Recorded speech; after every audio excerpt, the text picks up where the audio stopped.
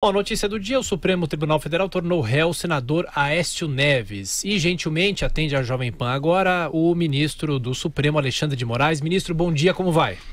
Bom dia, Tiago. Tudo bem? Tudo bom bem, dia a você ministro. e aos ouvintes da Jovem Pan. Ministro, o senhor considera essa decisão do Supremo uma espécie de marco para o que pode vir a partir de agora, porque as provas de uma delação foram aceitas, é isso? Tiago, ontem a turma, por unanimidade em relação à corrupção, entendeu que enquanto não houver análise por parte do Supremo, do plenário do Supremo, sobre a questão da delação do Joesley, principalmente a partir do pedido de revogação pela Procuradoria-Geral, não é possível excluir as provas que foram produzidas. Em virtude disso, todas as demais provas, a gravação não só do próprio Aécio, mas a gravação também das imagens do primo de Aécio recebendo dinheiro, todas elas são válidas até que se prove eventual nulidade dessas provas.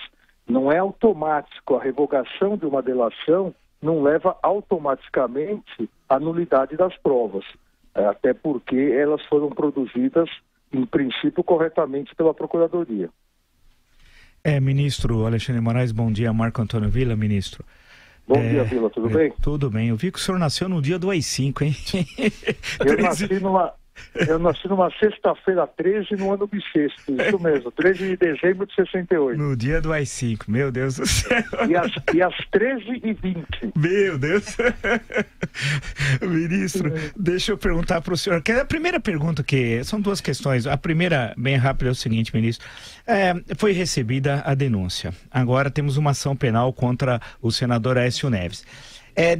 No caso do mensalão, foram 5 anos entre o recebimento e o início do julgamento, mas era a princípio 40 réus, que ficaram 38 e tal. No caso aí é uma situação muito mais restrita. Quanto o senhor estimaria, eu sei, só para que o nosso ouvinte possa ter uma ideia, quando é que isso poderá ser julgado pelos ministros do STF, o processo, a ação penal agora que envolve o senador Aécio Neves? Vila, é difícil fazer essa projeção, principalmente porque não sou eu o relator é o ministro Marco Aurélio, mas que vem dando, como foi visto, vem dando uma celeridade a essa investigação. Houve o recebimento da denúncia em menos de um ano. A primeira turma, somente nos primeiros meses desse ano, fevereiro, março, ainda não concluído abril, a primeira turma já analisou 8 denúncias em relação ao foro privilegiado, a deputados e senadores, mostrando diversamente do que vem, às vezes, sendo dito, que o Supremo Tribunal Federal não consegue dar celeridade aos processos. Quando há, e vem havendo, principalmente, eu falo pela primeira turma, da qual esse ano eu presido, quando há a celeridade por parte do relator e vem havendo, é possível julgar rapidamente, desde que a Procuradoria ofereça as denúncias. Às vezes o Supremo Tribunal Federal é acusado de lerdeza, de atraso, mas porque a denúncia não vem. Todas as denúncias que são oferecidas neste ano passado, vêm sendo rapidamente analisadas, seja pela rejeição, seja pelo recebimento. Eu acredito que menos de um ano deva ser julgado esse caso. Ministro Joseval, bom dia. Afinal, o senhor retorna à Jovem Pan. Demorou, hein?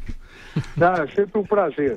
Ministro, a UPEM pediu, declarou, pelo menos aos jornais, que vai desistir da ação, aquela questão da condenação em segunda instância. As ADCs, como sabemos, a lei o afirma taxativamente, uma vez posta não pode haver desistência. Mas o Supremo tem dado alguns desvios na interpretação literal dos textos. Como é que o senhor vê isso em tese, ministro?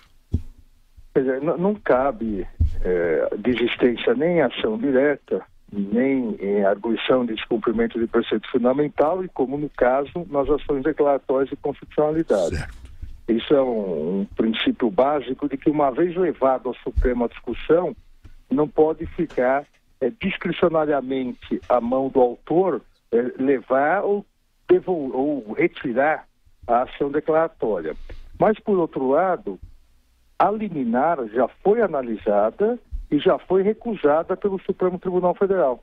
Então não há, a meu ver, não há no momento nenhuma urgência que leve a uma reanálise dessa questão.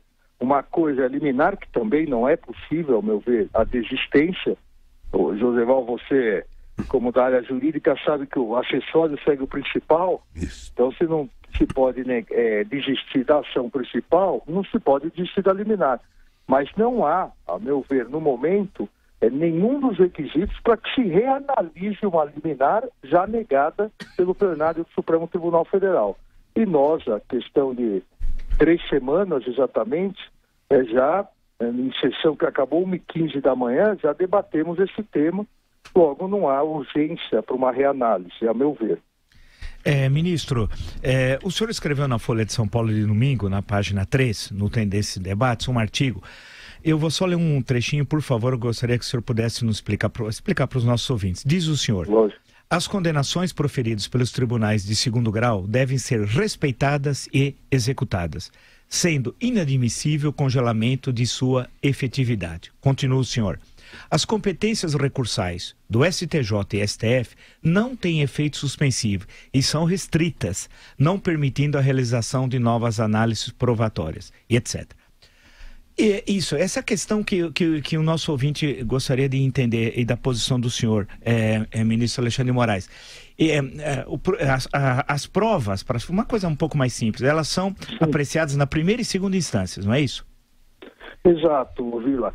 O nosso sistema de justiça, o sistema de justiça tradicional brasileiro, que a Constituição de 88 repetiu, prevê primeira e segunda instâncias como conhecimento total, para falar no linguajar mais fácil, conhecimento total da causa. Okay. Então o juiz e o tribunal, o juiz de primeira instância e o tribunal de justiça, o Tribunal Regional Federal, eles podem analisar tudo. Eles podem analisar todas as provas, eles que podem decidir se vale o que uma testemunha falou ou outra, se o documento vale mais do que o testemunho, ou seja, essa valoração probatória. O Superior Tribunal de Justiça e o Supremo Tribunal Federal não têm esse papel no sistema judiciário. O Superior Tribunal de Justiça deve analisar a interpretação da lei federal. E o Supremo Tribunal Federal, se houve ou não respeito à Constituição. Em outras palavras, se um tribunal, seja Tribunal de Justiça, seja Tribunal Regional Federal, já analisou todas as provas, se não há ferimento à lei federal, se não há ferimento à Constituição, não cabe uma nova valoração probatória. Logo, não é necessário, ao meu ver, esperar que esses tribunais superiores analisem o caso para que se cumpra a decisão condenatória. Senão nós teríamos 27 tribunais de justiça e 5 tribunais regionais federais simplesmente como tribunais de passagem.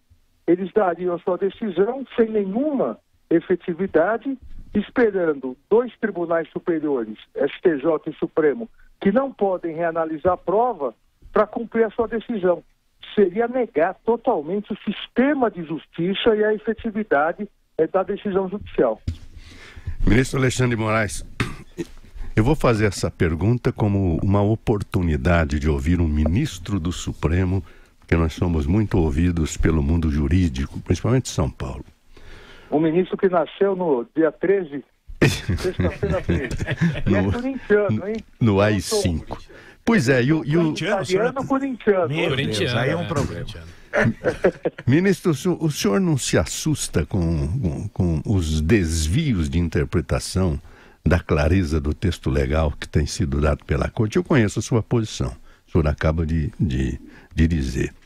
Mas no plano doutrinário, quando a gente interpreta a exegese das leis, está escrito lá, in claris cessat interpretatio. No texto claro, cessa a interpretação. E o artigo 5º, 57 da Constituição, diz que ninguém será considerado culpado até o trânsito em julgado da sentença penal condenatória. O senhor não se assusta com esse desvio feito pelo Supremo, diante da clareza do texto? Na verdade, Joseval, e obviamente com respeito às interpretações em contrário, a Constituição, ela diz que ninguém será considerado culpado enquanto não houver o trânsito em julgado. A Constituição não diz e não proíbe a efetividade de uma decisão de segunda instância. A possibilidade da prisão, seja a prisão preventiva, seja a prisão temporária e seja a execução provisória, depois de decidida, já em segunda instância a condenação, a meu ver, ela é possível até porque a própria Constituição, no artigo 5º, permite a prisão desde que fundamentada e por ordem da autoridade judicial competente. Você bem sabe que a Constituição não pode ser interpretada de uma maneira isolada em um único dispositivo. A possibilidade de prisão não se confunde com o trânsito em julgado. O trânsito em julgado tem inúmeras outras consequências. E aí deve-se aguardar, por exemplo, a perda do cargo, por exemplo, a impossibilidade de ingressar com qualquer outro recurso.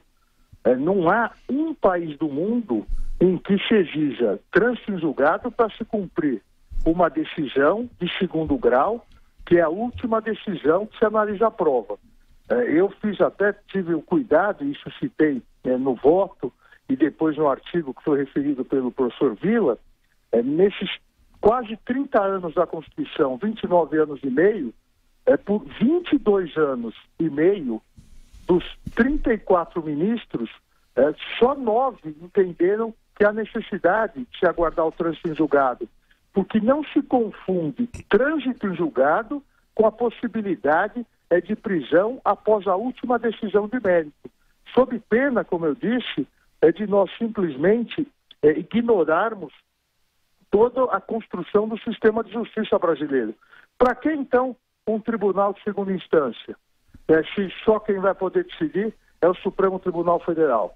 Haveria uma inversão lógica do que a construção da justiça no Brasil, a meu ver, com todo, obviamente, respeito às posições em contrário, até porque no próprio Supremo Tribunal Federal, hoje, esse assunto tem uma margem pequena, de 6-5. Mas eu repito, dos 34 ministros, a partir da Constituição de 88, que atuaram no Supremo, só 9 entenderam até agora pela necessidade do trânsito em julgado. Até porque antes de 88, essa discussão nem se colocava, porque era pacífico e normal de que, uma vez decidido em segunda instância, uma vez que não haveria a possibilidade do Supremo e do então Tribunal Federal de Recursos reanalisarem prova, a pessoa deveria já começar a cumprir sua pena. Muito bem, vamos guardar essa lição aqui nos arquivos da Jovem Pan, inclusive oferecendo para as faculdades, os alunos, debater essa questão. Muito obrigado pela resposta, ministro Alexandre de Moraes. Ministro, muito obrigado, pela entrevista. Obrigado, Tiago. Obrigado também ao professor Villa, Joseval. Estou sempre à disposição. Eu repito que é uma grande honra, um grande prazer falar com vocês e os ouvintes da Jovem Pan. Até a próxima. 8h23. Repita. 8h23. Eu quero apenas acrescentar, evidente que eu não quis manter debate, principalmente pelo respeito ao ministro, que o que ele disse em síntese é que uma pessoa ainda não considerada culpada pela Constituição pode cumprir pena. E é o que está acontecendo.